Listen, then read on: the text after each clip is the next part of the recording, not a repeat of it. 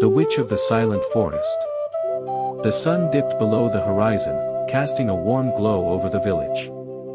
Laughter of children echoed near the stream, while women gathered firewood, chatting softly.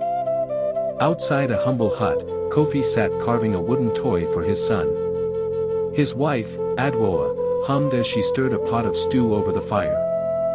Kofi smiled as he watched her.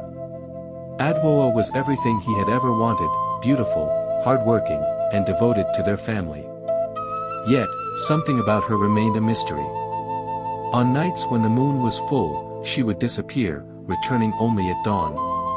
Whenever he asked where she had been, she would smile and say, "I had errands to run." That night, Kofi lay awake, listening to the rustling leaves. Adwoa slipped out of the hut, moving like a shadow. His curiosity burned brighter than his fear. He had to know where she went. Silently, he followed her through the village and into the silent forest. It was a forbidden place, filled with whispers and shadows. But Adwoa walked with confidence, as if she belonged there. Hiding behind a tree, Kofi watched as Adwoa stepped into a clearing. She raised her arms, and the air around her shimmered.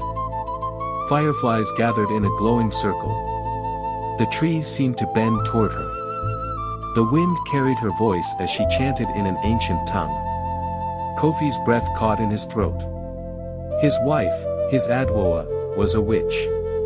Not just any witch, but one who commanded the spirits of the forest. He stumbled backward, snapping a twig. Adwoa's head turned sharply, her eyes glowing faintly in the darkness. "Kofi." Her voice was calm but held a trace of surprise. The next morning, Kofi sat outside the hut, his hands trembling. Adwoa approached, carrying a basket of fresh herbs. She sat beside him, her expression gentle but knowing. "You followed me," she said softly. Kofi looked at her, his voice unsteady. "How could you keep this from me? All these years, I thought I knew you. But you've been lying, sneaking off to do whatever it is you do in that forest." Adwoa sighed, placing a hand on his. "Kofi, I never wanted to deceive you. But my duty is to the forest. The spirits chose me to protect it. If the villagers knew, they would fear me, fear us. I couldn't risk that." Conflicted, Kofi sought the village elder, a wise old man with a long white beard. Seated cross-legged on a mat, the elder listened as Kofi poured out his heart. "Elder, what should I do?" Kofi's voice trembled. "I love her, but I don't know if I can trust her. What if she's used her powers on me? What if our children are in danger?" The elder stroked his beard, his eyes thoughtful. "Kofi, love is powerful, but it must be guided by wisdom. You married Adwoa without truly knowing her.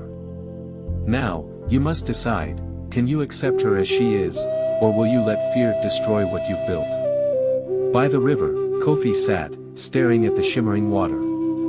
He thought about his life with Adwoa, the laughter, the love, the children they had raised together. Slowly, fear gave way to understanding. That evening, he returned to the hut. Adwoa sat by the fire, worry shadowing her face. He took her hand. "Adwoa," he said, his voice steady, "I forgive you for keeping your secret. But from now on, we face everything together. No more hiding." Tears filled Adwoa's eyes as she squeezed his hand. "Thank you, Kofi. I promise, no more secrets." From that day on, their love grew stronger. Kofi learned to accept Adwoa for who she was, and she shared her world with him, teaching him the secrets of the forest. But Kofi never forgot the lesson he had learned.